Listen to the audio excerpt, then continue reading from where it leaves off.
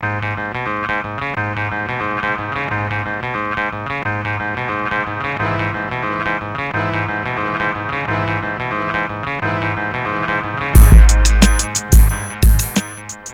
up, everybody? I'm JR Storm, joined alongside my co-host Jason JK Candell, and we have a special guest for y'all today in Auburn guard Bevinson Patches. Bevinson, how are you doing today, my man? Doing good. How are we feeling today? We are feeling wonderful on this fine Friday, and wanted to dive right into talking, some SimWorld U with you. Well, actually, a specific SimWorld prep player who is one of the premier SimWorld U recruits currently, Monty Parson.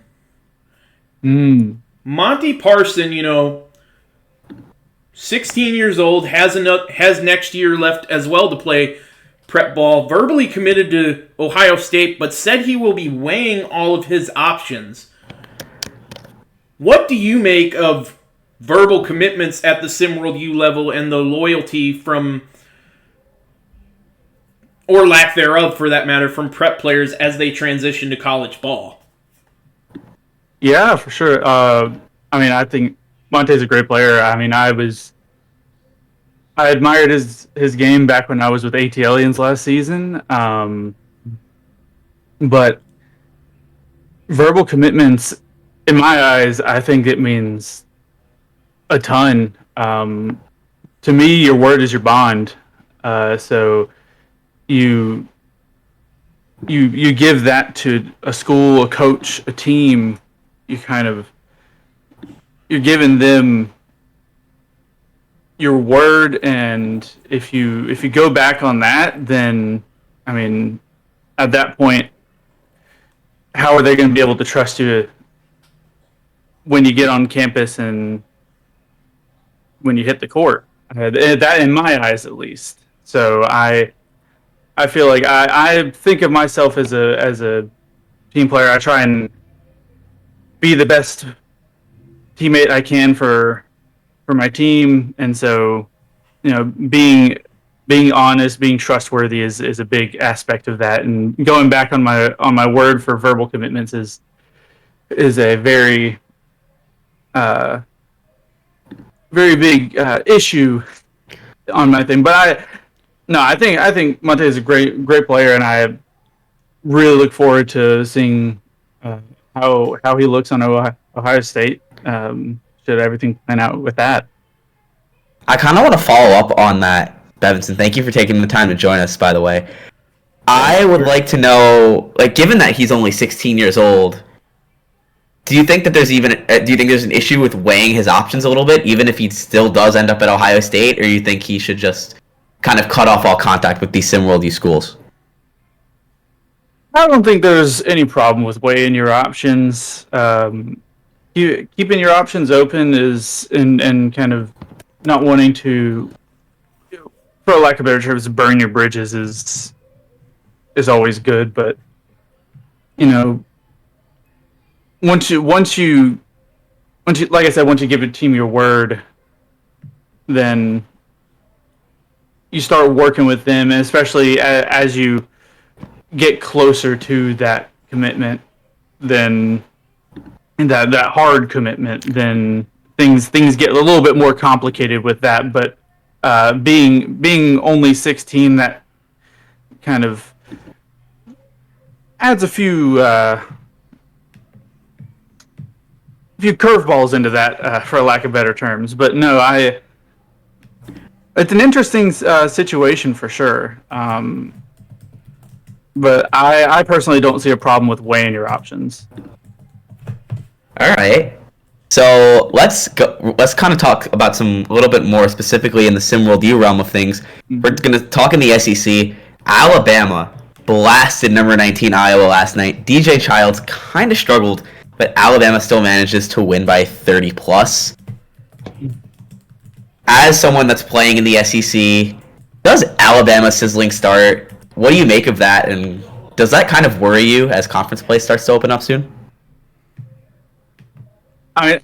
Alabama's a good team. There's no doubt about it. They got a great program. Coach Oates is a great coach. They're a very experienced team. I mean, between Quincy, Dewan, DJ, they're very experienced, and then you bring in the factor of the youth between Coco, Levin, Aiden, who, I mean, me and Aiden go way back through our personal rivalry. But they're a very strong and good team that I look forward to playing twice this season. But in terms of them worrying me, I wouldn't say that a team worries me. I like to focus on who's next on my schedule, and right now that's Texas. Very much an admirable, and honest way to go about it. Now, kind of sticking to things in the SEC, there are plenty of elite guards in the conference. So, which players are you most looking forward to being able to try and clamp up? I mean, you kind of touched on it already. Alabama is one of those teams that stick out to me. I mean, the Auburn-Alabama rivalry goes way back beyond me and the players that are on my team. But like I said, me and my boy Aiden Weaver, we go way back with our rivalries. We run one-on-ones for as long as I've known him, and regardless of what he says, I'm undefeated against him. So there's that. So, but going against someone like DJ Childs really piques my interest, most definitely. Especially someone with his experience in SimWorld U. So, obviously, you're at Auburn now. Can you kind of walk us through your decision to commit to Auburn and the schools you kind of chose Auburn over, and how your relationship with Coach Pearl has kind of grown since your arrival on campus? Yeah, absolutely. Auburn was the first team that reached out to me in the commitment phase and in the recruiting. Obviously, there were schools that I was talking to and visiting before then. There were schools that I grew up admiring and being fans of and wanting to go to. And, visiting those schools beforehand and then not hearing a word from them come recruiting phase really stands out to you.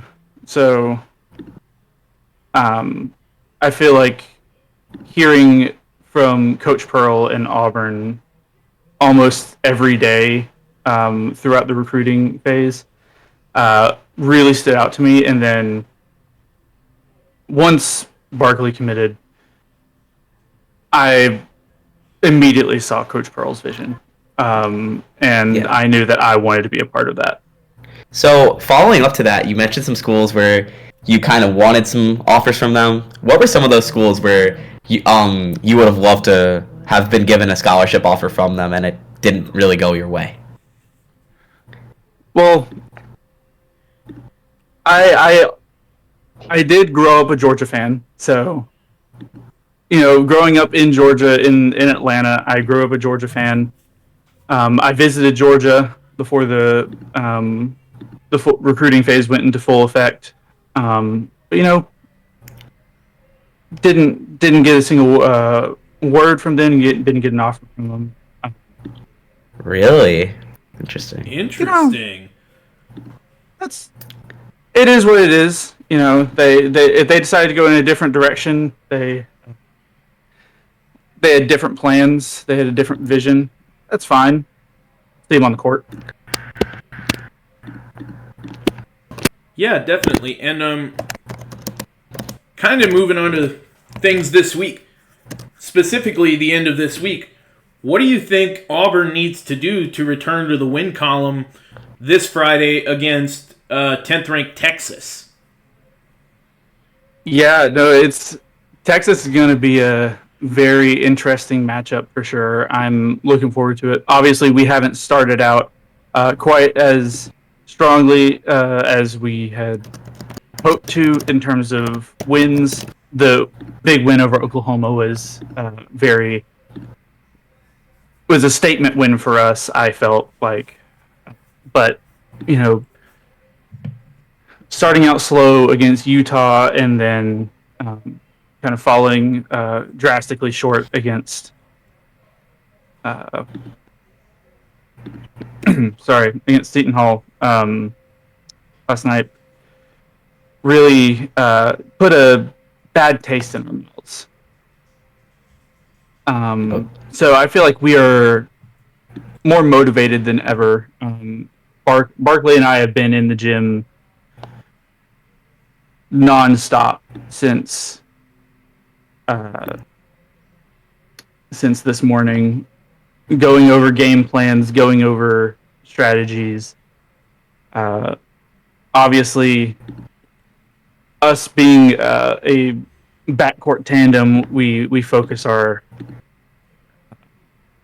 priorities in the backcourt. But I think of someone who can guard 1 through 3 at my size for my position and my defensive capabilities, but also I can do a lot more on the defensive side of the ball. So, but when Texas has someone like Vincent Magic, he's going to be a tough matchup regardless. So, Texas is certainly a team you got a game plan for, and I'm looking forward to hitting the court against them. Last time we spoke, Bevinson, you spoke about your connection with Barkley James, and you just talked about you guys a little bit.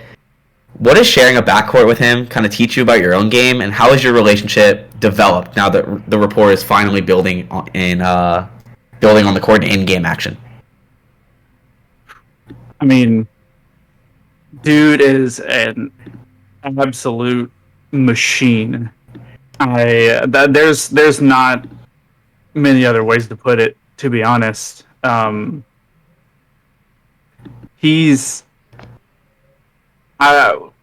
I don't think anybody's quite seen us at the height of our capabilities yet.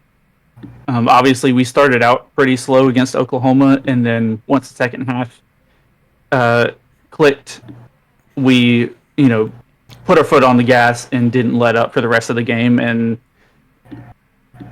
that, I think, the final score showed.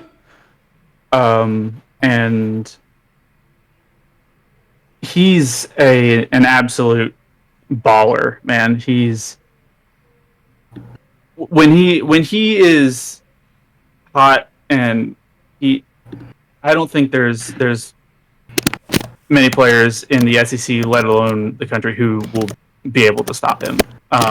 And he's, with that, being able to go against him in practice, he's been able to help me refine my craft defensively, while also working on my offensive game. He's shown me so many things that I wasn't aware of offensively, and just kind of shifting my perspective on things even just a little bit has changed the whole dynamic of my offensive game in so many areas. And I think once we begin to hit our full stride, it's going to become very apparent to a lot of teams what we're capable of. Yeah, and Okay. definitely. Bevinson, what would you say has been the biggest transition for you moving from SimWorld Prep to SimWorld U? On or off the court? Oh, for sure. I feel like it's definitely I mean, SimWorld U is a different beast. I'll say that. Transitioning from prep to SimWorld U is a different animal. Absolutely. There's all the different experience levels in the upperclassmen that we've been playing against is unprecedented. And there's so much more that I have to learn, and I continue to learn every day, both from the teams I go up against, and as well as my teammates and my coaching staff. You know, it's a blessing the situation that I've been put in. You know, coming onto this team, not only teaming up with Barkley and Honjo Herdwick, who is, by the way, a monster, and he anchors this team defensively in a different way than I am. I feel like I am very strong defensively. He is, man, he's something else. But coming onto this team with people like Castile and Javion, it's been a blessing for sure. And let's close things off here. We're running a little bit out of time on this episode. Just kind of want to ask you, having grown up less than 2 hours away from Auburn's campus, what does it mean to you to kind of play your SimWorld U basketball so close to your hometown? And what do you expect from this team for the rest of the season?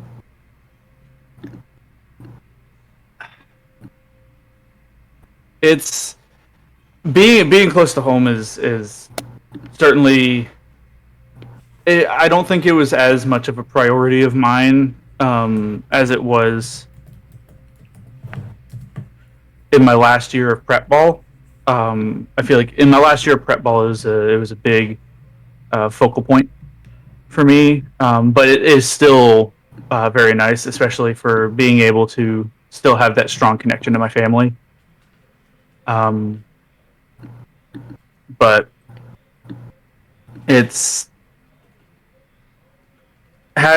being able to have home games to where I can, see family and friends in the crowd from back home, and that just gives you that little extra edge, that little boost that you didn't know you needed sometimes.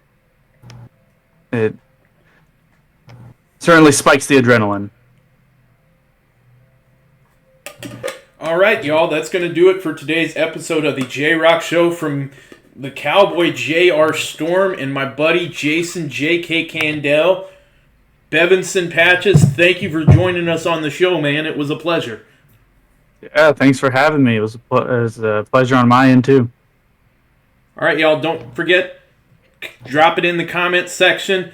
Talk SimWorld U with us. Talk Auburn. Talk Bevinson. Whatever you got, drop it in the threads. Hit it up.